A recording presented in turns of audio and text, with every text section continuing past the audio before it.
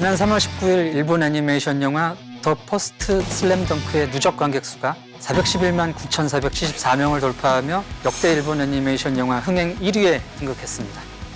영화 연차 관람은 물론 만화책, 피규어 등 관련 콘텐츠 상품 구매에 이르기까지 슬램덩크 열풍은 문화시장 전반에 영향을 주고 있습니다. 지금부터 여러분의 시선을 잡아끄는 슬램덩크 속 캐릭터에는 어떤 심리가 숨겨져 있을지, 우리는 왜 어떤 인물에 빠져드는지, 또 감동을 받는지 아들러의 심리학 이론을 가지고 풀어보도록 하겠습니다.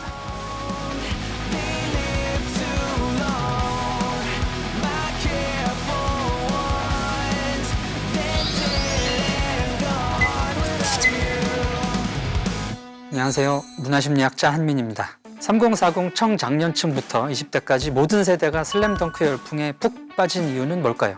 사람들이 좋아하는 매력적인 캐릭터에는 심리학적 비밀이 숨어 있습니다. 아들러는 정신역동 이론의 이론가인데요. 인간의 우월성의 욕구를 가장 강조한 분입니다. 사람은 누구나 다른 사람보다 우월해지고 싶은 욕망이 있어요. 그런데 그럴 수가 없죠. 나보다 잘난 사람은 어디서든지 존재합니다. 자, 그럴 때 사람들은 열등감을 경험하게 되는데 그 열등감에서 벗어나는 자기만의 어떤 방법들을 찾아가게 돼요. 그러기 위해서는 못한 부분, 부족한 점을 볼 줄 알고 받아들일 수 있는 용기가 있어야 된다. 그래서 슬램덩크에 나오는 이 캐릭터들이 아들러 이론으로 이야기를 해보면 좋겠다, 의미가 있을 것 같아서 그렇게 한번 생각을 해봤습니다. 그럼 국산의 멤버 중에 정대만 선수부터 이야기를 시작해볼까요? 정대만은 중학교 때 굉장히 스타였습니다. 근데 중간에 이제 무릎 부상 때문에 농구를 그만두고 삐뚤어진 인물이죠. 근데 이 친구가 가장 눈에 띄는 일이 송태섭을 그렇게 괴롭혔던 일이었습니다.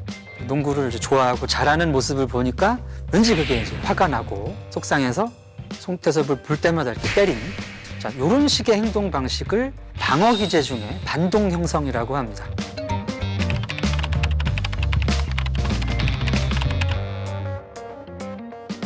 정대만의 마음속에는 누구보다 더 농구를 하고 싶은 마음이 컸죠. 그러나 그것을 받아들이고 인정하기가 좀 용기가 없었던 겁니다. 처음에는. 그것이 이제 지금 농구를 잘하고 재밌게 하고 있는 송태섭에게 폭력이라는 형태로 나타난 것이죠.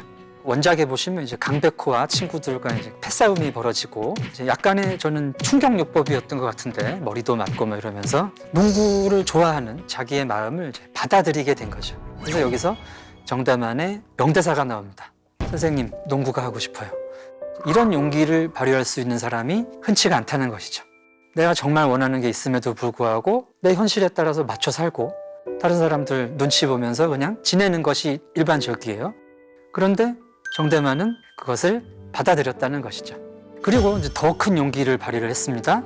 예쁘게 길렀던 똑단발도 깎고 이때까지 괴롭혔던 송태섭과 농구부에 대해서 사과를 하고 농구부의 일원으로 받아들여지려는 노력을 했다는 것이죠. 아들러는 사람들은 자신의 열등감을 받아들일 수 있는 용기를 내야 된다고 말했습니다. 그래야 그 이후에 새로운 목적을 설정하고 나의 인생을 살아갈 수가 있거든요.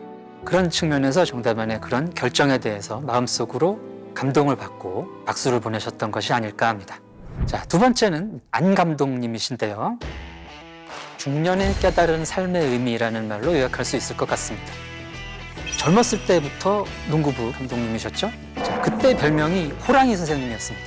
안 감독님이 상당히 이제 총애하던 제자가 있었는데요. 이제 너무 압박을 많이 준 거예요. 그게 너무 힘들어서 이 친구는 미국으로 유학을 갔는데 방황하다가 결국 이제 죽음을 이르게 돼요.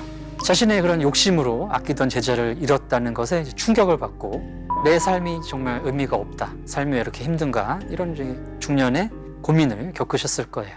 자, 심리학자 에릭슨에 따르면 중년은 누구나 위기에 빠질 수 있습니다. 내가 이제 나이가 들어가고 삶이 힘들어지고 사회적으로는 더 이상 성공하기 힘든 것 같고 그런 여러 가지 고민이 들 때예요.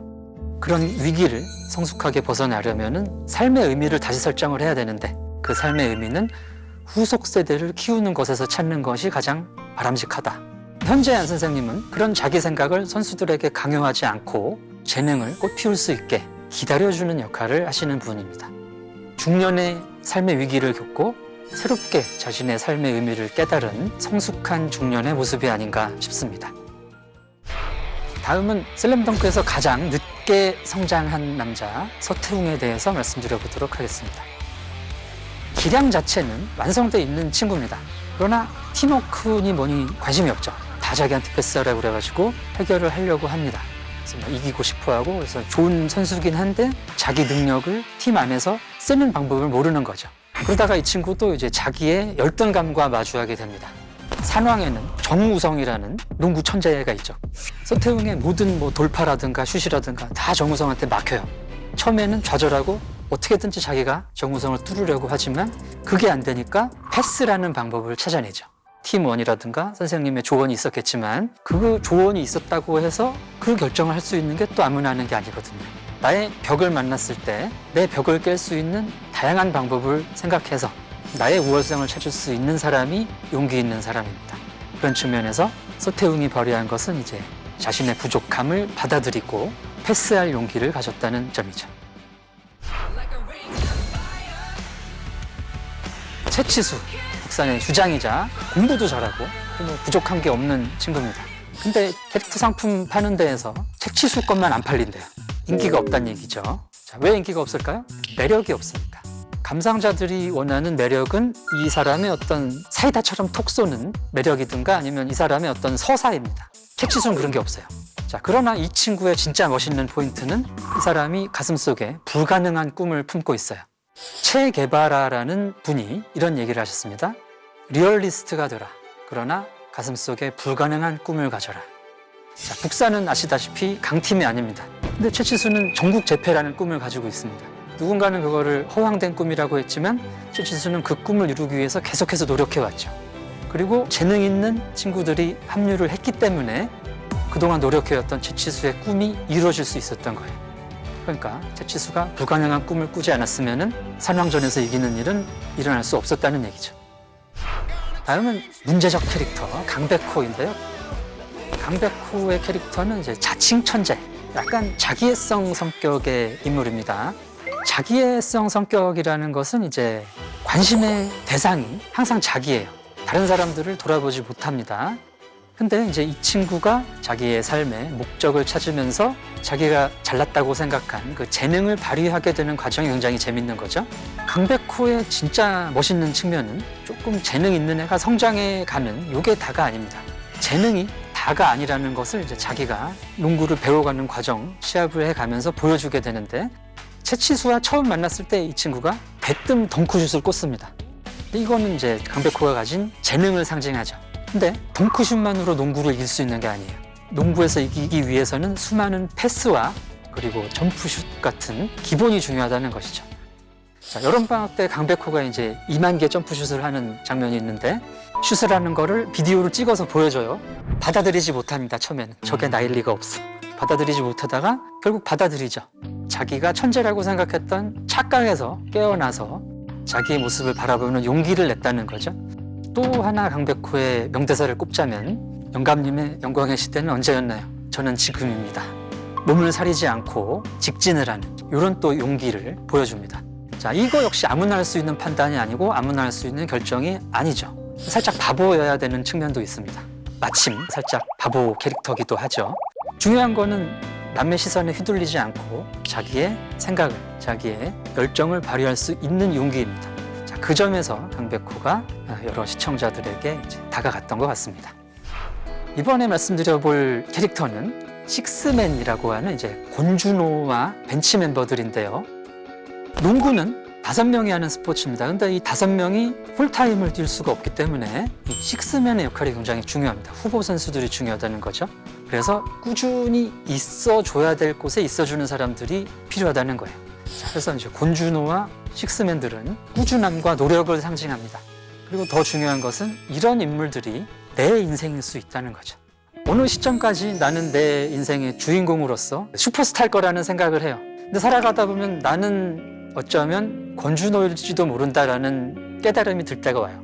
근데 이제 여기서 잘못된 선택을 하면 강백호라는 착각을 하면서 끝까지 가는 거죠. 그건 나를 위해서도 다른 사람을 위해서도 별로 바람직한 부분이 아닙니다. 중요한 것은 내 역할을, 내 인생에서의 나의 존재의 의미를 받아들일 수 있는 용기인 거예요. 슬램덩크에 나오는 북산의 식스맨들은 그런 내 역할을 받아들이고 자기 자리에 있어줬던 인물이죠. 이제 마지막으로 송태섭에 대해서 말씀드려 보겠습니다. 저는 이제 송태섭의 이야기를 의외로 걱정되는 이라는 말로 설명드려 보고 싶습니다. 송태섭이 오키나와 출신으로 나와요. 일본에서 오키나와라는 지역은 좀 독특한 지역입니다.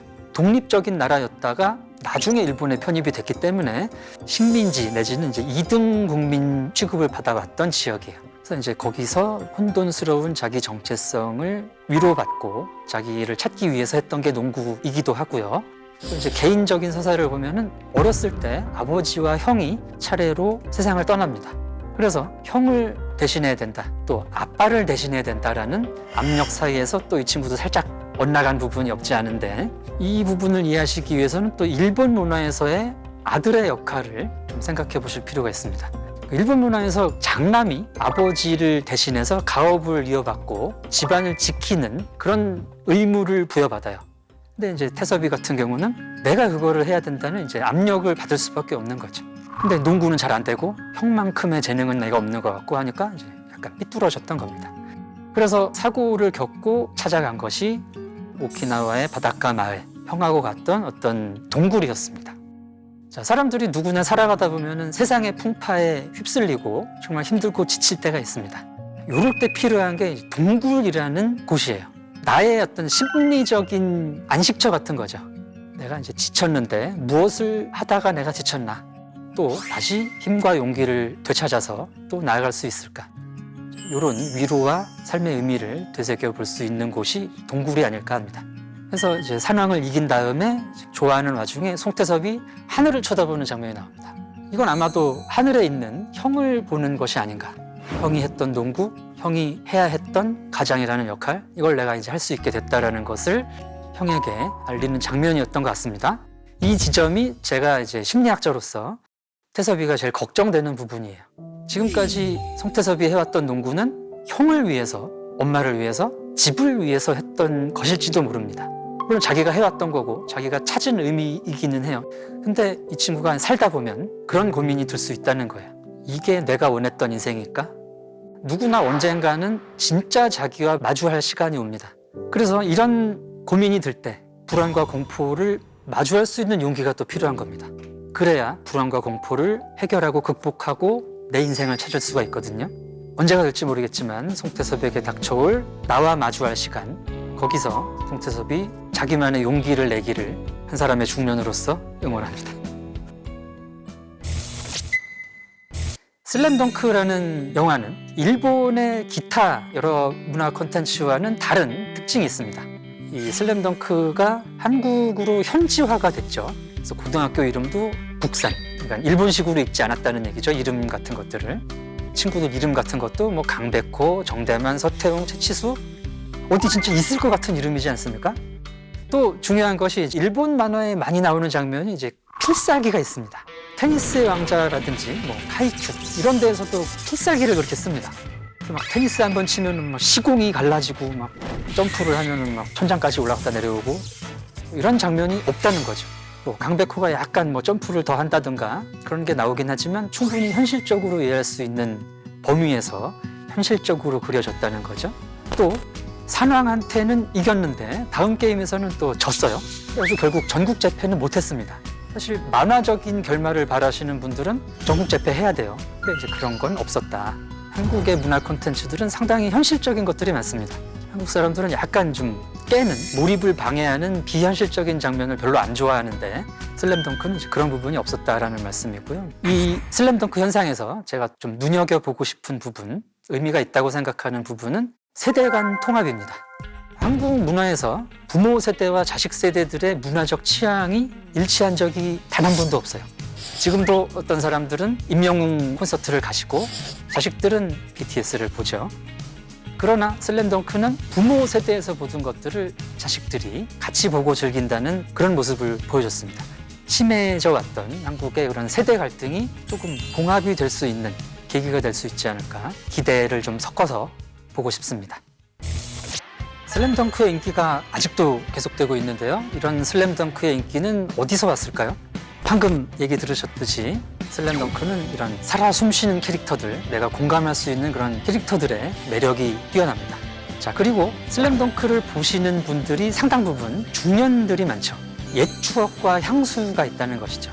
학창 시절에 친구들하고 열정을 갖고 열심히 도전했던 순간. 지금은 나이가 들었지만 나도 언젠가는 저 친구처럼 꿈꾸는 순간들이 있었다는 거죠. 20년 정도 지나보면 전국 재패는 어렵겠구나 하는 깨달음이 올 수 있습니다. 그러나 이제 그렇게 주인공들처럼 불가능한 꿈을 꾸던 어린 시절들을 떠올리면서 지금의 나를 돌아보는 계기가 되었을 수도 있죠. 그리고 지금 어쩌면 꿈을 잃어버렸을지도 모르는 중년들이 아직도 그 꿈을 꾸고 있는 주인공들에 대한 동경도 포함이 되어 있을 것 같습니다. 나의 실패와 좌절에서 멈추지 않은 그런 이제 용기와 그들의 노력들, 여기서 이제 그들을 응원하고 내가 새롭게 살아갈 수 있는 그런 힘을 얻는 것이 아닌가 싶습니다. 안 선생님의 명대사, 포기하는 순간 시합 끝이에요. 포기하는 순간 시합이 끝이란 얘기는 포기할 게 있어야 된다는 얘기거든요. 그래서 이제 삶의 의미 또는 삶의 목적을 가지고 내가 나아가고 있을 때 그것을 포기하지 않는 게 중요하다는 것입니다. 슬램덩크의 주인공들처럼 자신의 모습을 바로 볼 용기를 가지시고 삶을 살아갈 의미와 목적을 찾으시길 바라겠습니다. 계저씨에 대해 이야기하려면 가장 먼저 계저씨는 어떤 사람인지에 대해 알아야 되겠죠? 여러 웹사이트나 SNS, 뉴스에서 반복적으로 발견되는 계저씨들의 사례는 다음과 같습니다. 공공질서를 무시하고 남들에게 피해를 끼치면서도 잘못됐다는 인식이 없는 진상, 종업원을 하인처럼 여기며 고함과 반말을 일삼거나 택시나 버스 기사에게 시비를 거는 손님, 나때를 강조하며 직원에게 열정페이를 강조하는 사장, 업무와 관계없는 사적인 심부름을 시키는 상사, 새벽에도 주말에도 아랑곳하지 않고 메시지를 보내는 상사, 금요일 저녁 회식을 강요하는 팀장 등 여러 가지 이런 특징이 있습니다. 계저씨들의 행동적 특징은 이렇습니다. 화를 잘 낸다, 소리를 막 지르고 성질이 되게 급하고요. 나이나 지위를 앞세우고 부당한 지시를 내리고 개인적인 일에 참견을 그렇게 하시고요. 자신만의 생각을 강요한다. 나만 옳고 남들은 틀렸다고 생각한다. 내가 하면 로맨스, 남이 하면 불륜이 일상화되어 있습니다. 늘 분노에 차 있다거나 별것 아닌 일에도 시비를 걸고 좋게 넘어가도 될 일을 크게 만들고 회사에서는 물론이고 가족에게도 화를 내기 때문에 가족과의 관계도 좋지 않은 경우가 많습니다. 때문에 이들과의 대화와 토론은 불가능합니다.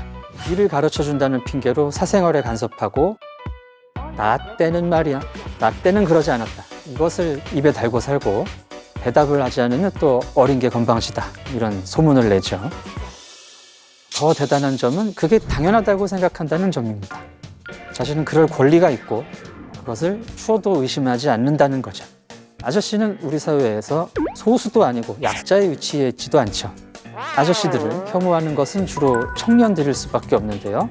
청년들은 이 사회의 소수이며 약자입니다. 즉, 계저씨 혐오는 강자에 대한 약자의 혐오라는 성격을 갖습니다.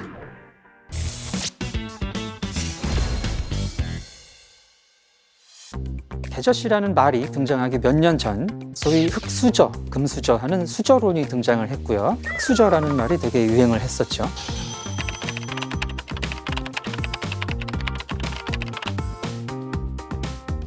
기성세대들은 흑수저 이야기를 어린애들의 철없는 소리로 치부해버립니다. 자신이 잘 살고 싶으면 노력을 하면 될 거 아니냐. 요즘 젊은 것들은 노력이 부족해. 나쁜 아저씨들의 1번 레퍼토리입니다. 하지만 청년들이 느끼기에 더 이상 우리 사회는 노력한 만큼 잘 살 수 있는 사회가 아닙니다. 1980년대에서 90년대 초반까지 청년들은 상대적으로 조금만 노력해도 좋은 직장을 가질 수 있었습니다.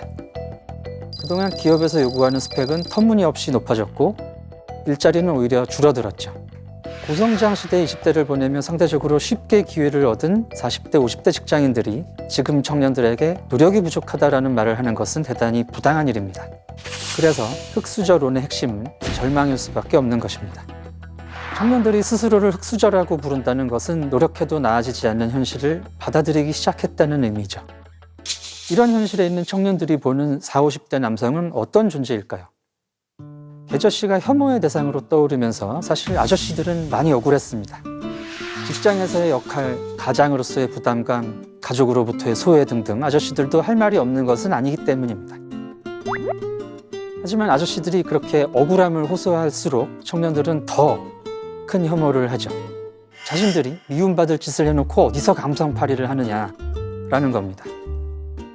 청년들의 입장에서 아저씨들은 내가 그토록 갖고 싶었으나 끝내 가질 수 없었던 직장, 직위, 돈, 집, 차, 가족, 아이 등등을 가지고 있죠. 자기들은 그렇게 많이 가지고 있으면서 내가 가지려는 것은 방해하고 뿐만 아니라 내가 갖지 못하는 것이 너의 노력이 부족하기 때문이라고 비난합니다. 계저씨 혐오라는 현상은 우리 사회의 갑인 아버지 세대에 대해 영원히 의릴 수밖에 없던 자식 세대의 반란이라는 특징을 갖고 있습니다. 모든 아저씨들이 계저씨인 것은 아닙니다. 나이를 먹다 보면 누구나 변화에 직면하게 되는데요. 노화가 진행이 되고 사회에서의 역할이 바뀌게 됩니다. 이런 변화를 맞아서 내가 어떤 마음의 자세를 갖느냐에 따라서 아재도 될 수 있고 계저씨도 될 수 있는 것이죠. 변화에는 두 종류가 있습니다. 발효와 부패가 있는데요. 발효라는 것은 음식물이나 재료가 좋은 방향으로 변화하는 것을 의미합니다. 술이 익는다든지 또는 시원한 묵은지가 된다든지 이런 변화는 아주 바람직한 여러 사람을 이롭게 하는 변화죠. 그러나 부패라는 것은 나도 썩고 주변에 있는 다른 음식이나 이 음식을 먹는 사람에게도 해를 끼치는 그런 나쁜 변화입니다. 부패가 된 분들이 계저씨라고 할 수 있는 것이고요. 제대로 익어가는 분들은 좋은 아저씨, 이런 분들이 되는 것이겠죠. 나이 든 남성들이 자기의 자존심을 지키거나 권위를 세워야 할 때 또는 남보다 우월하고 싶을 때 다양한 상황에서 자연스럽게 계저씨의 행위 양식을 취하게 되는데요. 하지만 이러한 아저씨들이 문제가 무엇인지를 인식하고 긍정적인 쪽으로 변화하겠다는 의지를 갖는다면 계저씨 현상은 의외로 빨리 바람직한 방향으로 전환될 수 있을 겁니다. 이 시점에서 아저씨들에게 요구되는 것은 나에게 닥친 이런 변화를 긍정적으로 받아들여서 지금 청년들의 한을 풀어주고 청년들의 반란을 돕는 것입니다. 아저씨들에게는 청년들로부터 시작된 지금 우리 사회의 이런 변화를 마무리할 힘이 있습니다. 아저씨들은 각 분야에서 우리 사회를 실질적으로 이끌어가는 위치에 계시기 때문이죠. 이들이 어떤 방향으로 마음을 먹고 행동하기 시작하면 그 파급력은 다른 어떤 사람들보다 클 겁니다.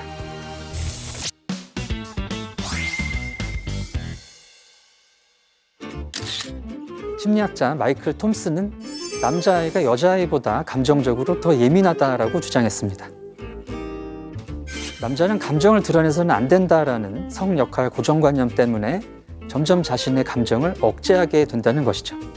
그 결과 남자들은 지금 드는 기분이 뭔지 잘 모르고 또 어떻게 반응을 해야 될지도 잘 모른다는 것이죠. 나이를 먹으면서 겪게 되는 말로 설명할 수 없는 굉장히 찜찜하고 더러운 이 기분의 정체는 바로 두려움입니다.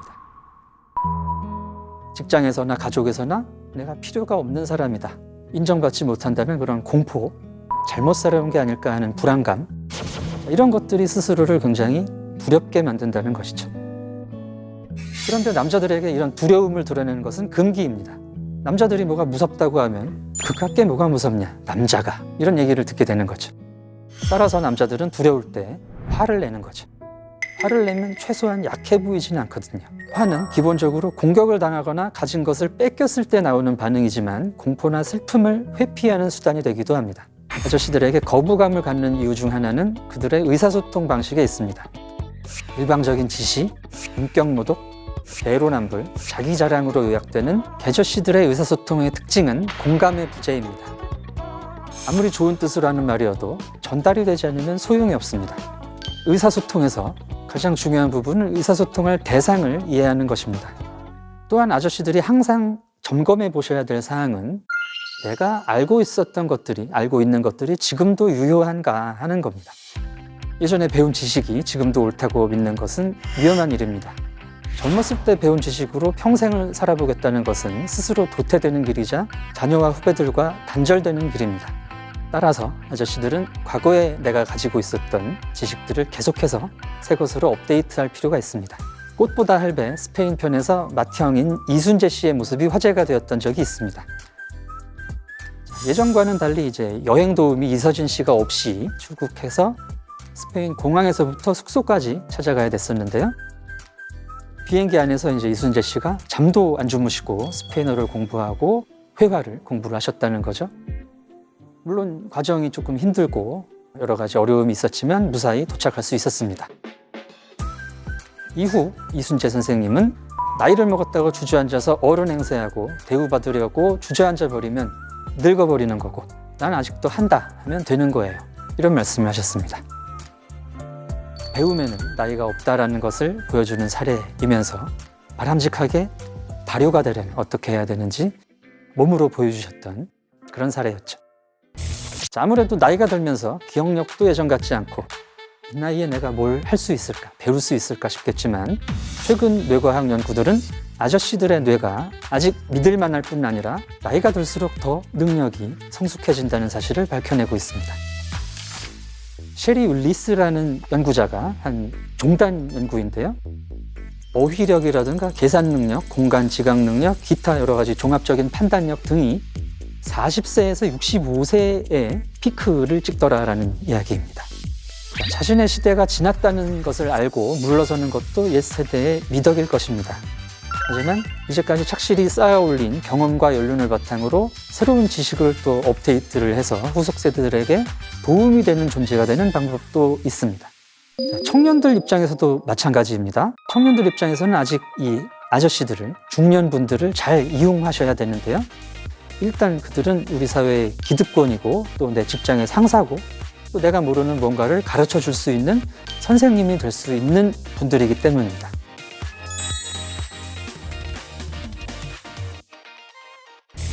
젊음, 명예, 성공 등 점차 나에게서 사라져가는 것들에 집착하게 되면 지금의 나를 잃고 오히려 다른 사람들을 괴롭히는 나쁜 중년으로 나이가 들게 됩니다. 나를 위해, 나와 함께 살아가는 다른 이들을 위해 새로운 삶의 의미를 찾아야 할 때가 아닌가 싶습니다. 사회에서 역할에 충실하시면서 가족과 조직을 위해서 희생하고 계시는 중년 여러분들을 응원합니다. 눈치는 이 나쁜 거다라고 생각하시는 분들이 많은 것 같은데요.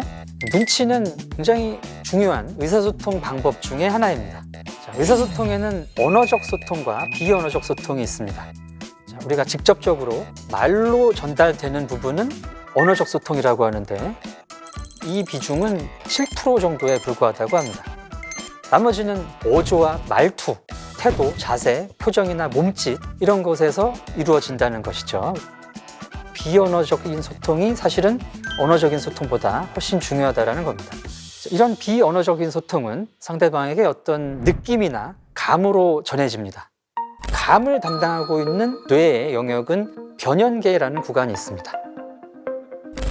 우뇌가 직감이랄지 느낌을 담당하고 있는데요. 오랫동안 인간이 진화하면서 살아남기 위해서 갖게 된 능력들이라는 것이죠. 그래서 이런 느낌을 무시할 수는 없는 것이죠. 그리고 의사소통에는 문화의 영향력이 굉장히 큽니다. 그래서 다른 사람들과의 관계나 사회적 맥락이 중요한 문화에서는 이런 눈치가 발달할 수밖에 없죠. 우리나라만 눈치를 많이 보는 것이 아닙니다. 옆 나라 일본에는 공기를 읽는다, 쿠키오 유무라는 표현이 있는데 분위기를 읽는다고 이해하실 수가 있고요. 유머 사이트 같은 데 가끔 올라오는 교토화법이라는 게 있습니다. 우리 아이가 이제 피아노를 배워요. 근데 옆집 사람이 아이가 피아노가 많이 늘었네요. 이 얘기는 시끄럽다는 얘기예요. 피아노 좀 치지 말라는 요구입니다. 손님이 와서 오랫동안 돌아가지 않을 때 식사하고 가시겠어요? 저녁 시간이 됐습니다. 이런 얘기를 한다는 거죠. 어떻게 보면 우리나라 눈치보다 더 오묘하고 깊은 문화적 의미가 있는데요. 자, 그럼 개인주의가 강한 서양에는 눈치가 없을까요? 어림 반푼어치 없는 말씀이 되겠습니다. 눈치라는 용어가 없을 뿐 눈치에 해당하는 그런 사회적 맥락은 얼마든지 있죠. Speech is silver, but silence is golden. 자, 말을 안 하고 뭘 하겠습니까? 분위기를 파악하고 눈치를 보는 거예요. 따라서 개인주의 문화에서도 직설적인 소통이 우선되기는 하지만 비언어적 소통이 중요하지 않은 것은 아니죠. 눈치 많이 본다고 의기소침하시거나 눈치가 뭐 나쁘다 이런 생각은 하실 필요가 없다는 겁니다. 그럼 왜 우리는 눈치를 많이 볼까요? 눈치라는 책의 저자 윤희홍 교수님 같은 경우는 한국의 눈치는 역사적으로 살아남기 위해서 배우게 된 것이다 라는 설명을 하시는데, 일정 부분 맞고 일정 부분은 잘못된 설명입니다. 이 눈치라는 것이 그 이전에 이미 한국인들의 문화적 의사소통 방식이라는 것이죠. 정이라든지 이심전심, 말하지 않아도 아는 이런 내용들이 한국인 심리에 또 한국인들의 의사소통에 이미 구성하고 있는 것이죠. 여기서 이제 중심이 되는 개념이 바로 주관성이라는 것입니다. 주관성은 내 입장에서 해석하는 상대방 또는 맥락에 대한 이해입니다. 그리고 이제 공경험이라는 용어가 있는데요. 내가 봤을 때 너는 이런 생각일 거야, 이런 느낌일 거야. 상대방과 내가 같은 경험을 한다라는 이야기입니다. 이심전심이란 말에서 이제 공경험의 속성을 이해하실 수가 있습니다. 그리고 눈치는 우리라는 관계에서 일어나는 의사소통의 방식인데요. 우리는 한국인들에게 있어서 가족을 의미합니다. 다시 말해서 눈치라는 거는 이 가족 내의 의사소통 방식이 일반적인 다른 사람들에 대한 관계로 확장이 된다는 거죠. 요걸 아실 수 있는 부분이 이제 한국인들이 다른 사람들을 뭘로 부르느냐, 즉 한국인들은 가족 호칭으로 타인들을 부른다는 점입니다. 아저씨도 가족 호칭이고요, 할아버지, 할머니, 언니, 오빠, 누나, 형 이런 게 다 가족 호칭이죠. 따라서 의사소통도 이모, 고모, 동생, 누나, 언니에게 하듯이 한다는 거예요. 가족의 의사소통은 어떻습니까? 말이 많이 필요가 없어요. 말 그대로 이제 눈빛만 봐도 아는 거죠.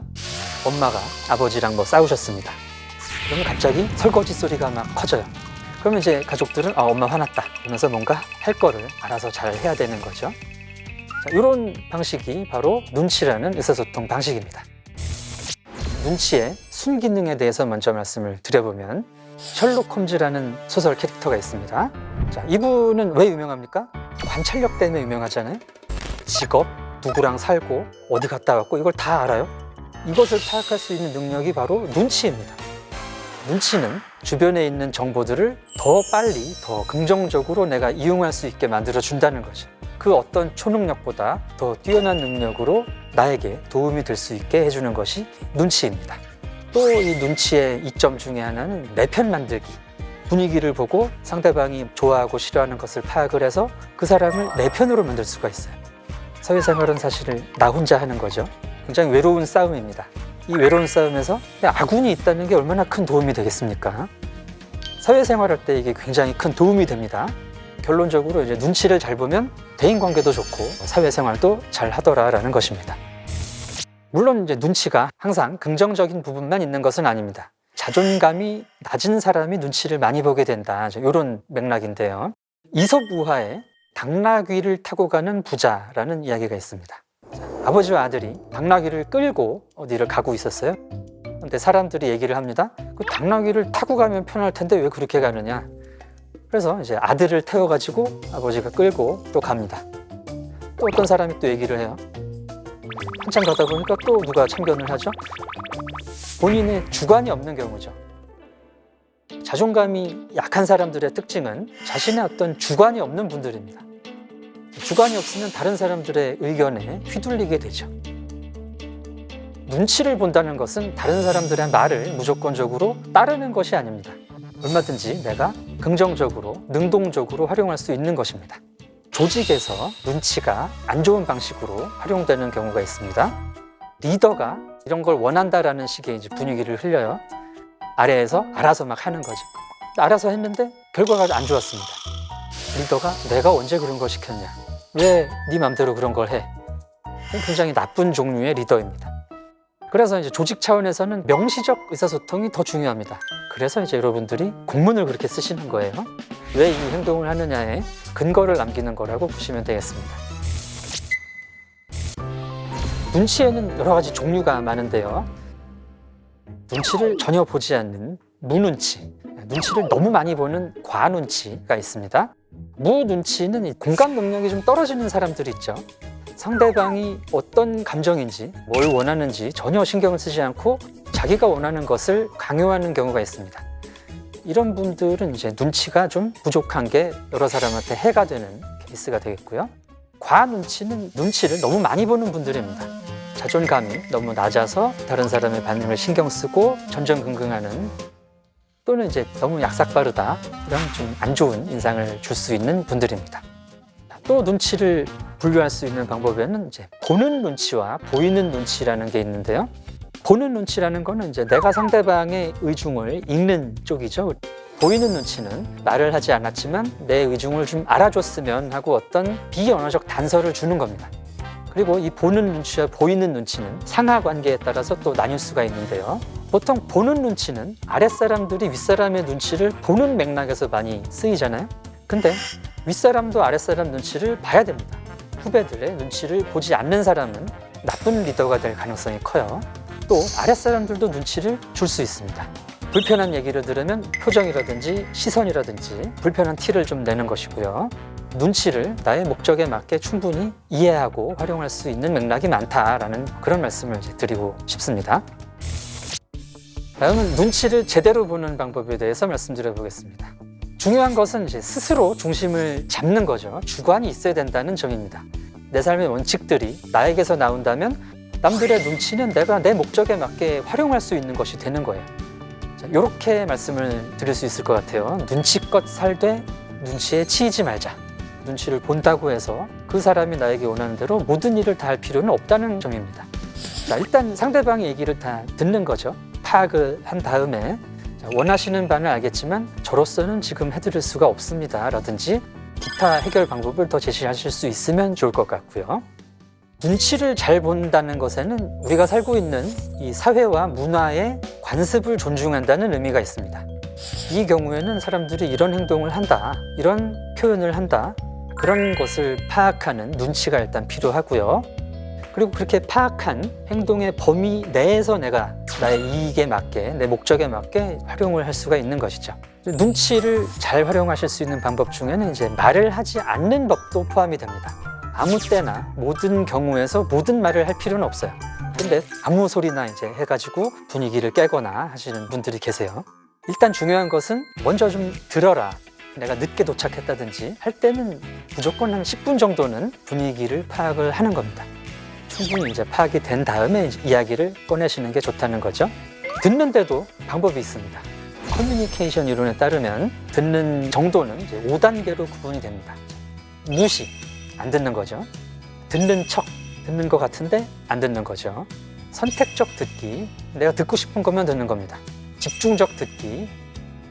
마지막 공감적 경청이라는 것은 상대방 입장으로 듣는 것이에요. 눈치에서는 때때로 공감적 경청이 굉장히 필요합니다. 그 사람의 의중을 파악하는 게 중요하기 때문에 상대방의 이야기를 듣는 그런 수준에 대해서 한번 생각을 해보시면 좋을 것 같고요. 마지막으로 느낌이라는 것을 무시하지 말자라는 것인데요. 앞부분에 말씀드린 것처럼 감은 우리 뇌에서 나에게 보내는 신호입니다.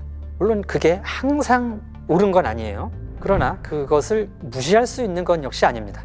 내가 충분한 시간을 들여서 주변의 분위기를 파악했을 때 느낌이 좋지 않다 하는 것은 분명히 그 느낌대로 하는 것도 나쁘지 않다라는 것이죠. 그래서 충분히 분위기를 파악할 줄 아는 지혜가 필요하다라는 말씀입니다. 눈치 보는 내가 너무 한심해 보인다. 눈치 보게 만드는 사회가 너무 싫다. 하지만 눈치를 본다고 내가 주체적이 아니라거나 남의 말대로 해야 된다는 뜻은 전혀 아닙니다.